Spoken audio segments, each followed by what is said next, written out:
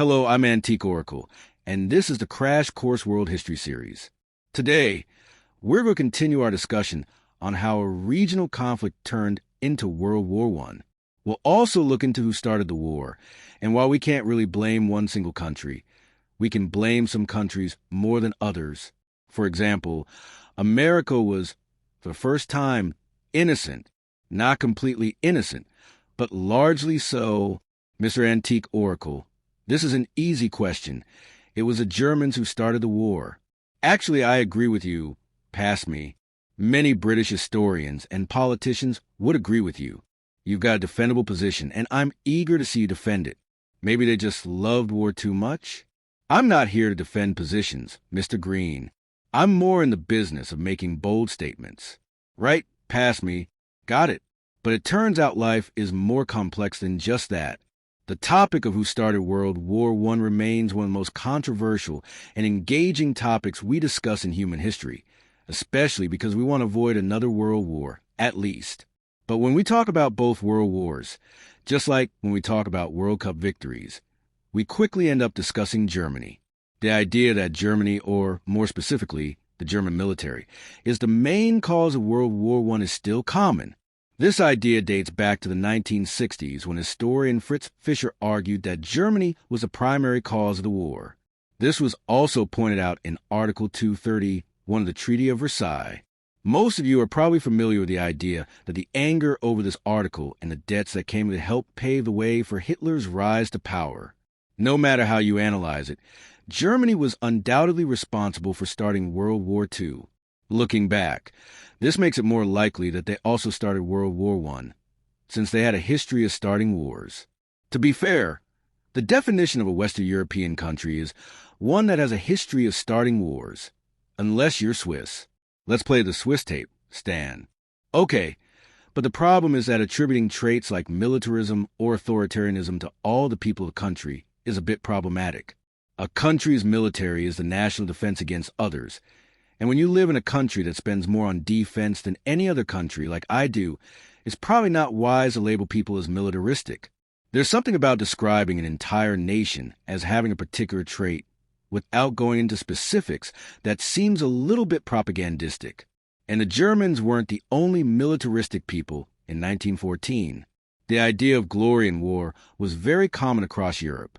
In fact, there's no evidence that the German people in 1914 were more or less militaristic than the French or Russian people. They all had poems celebrating heroic sacrifice and dying for the motherland or for the land of the ancestors, or both.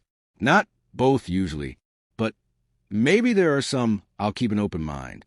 But here's another issue with the idea that the Germans were more eager for war than anyone else in Europe. This argument depends a lot on the actions of Kaiser Wilhelm II, the German leader.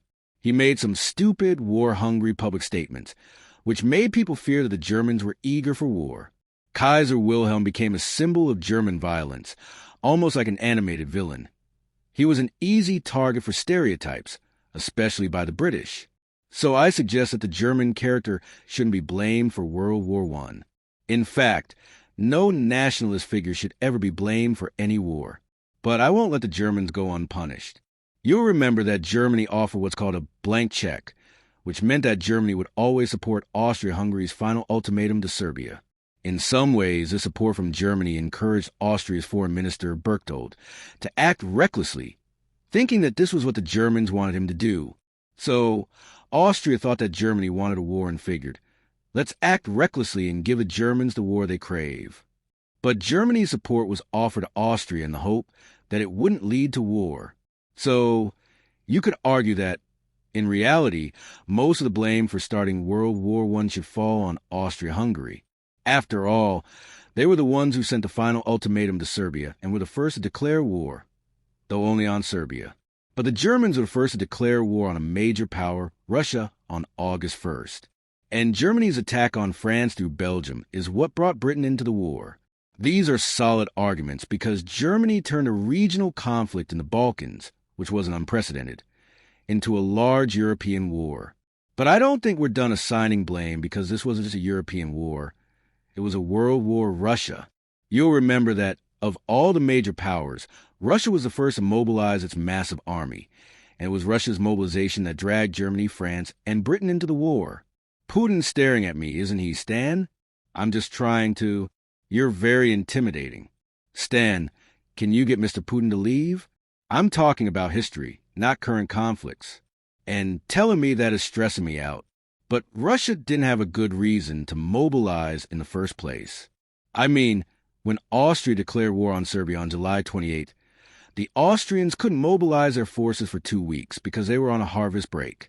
If we've learned anything about farming, it's that it's hard to start a wide-scale war without it.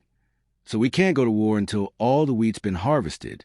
But even if Austria had mobilized and attacked right away, their initial plan was to attack Belgrade, not Russia. By the way, this was confusingly called Plan B. Vienna had a plan for mobilizing against both Serbia and Russia, but they never used it.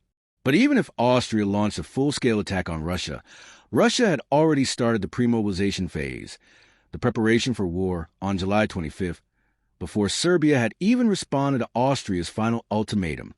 As a rule, it's hard to play the innocent victim when you move all your troops to the border. Why are you back again, Putin?